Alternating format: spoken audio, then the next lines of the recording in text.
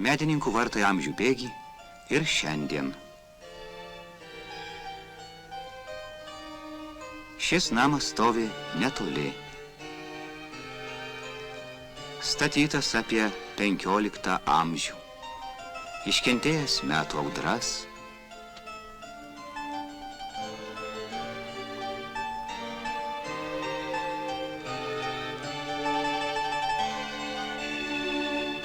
Ir patraukęs architektų dėmesį.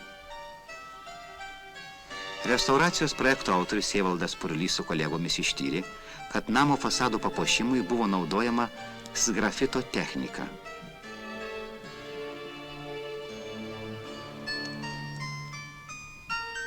Danutė Petrulionytė, Romas Žemaitis, dabartiniai šeimininkai kviečia vidun.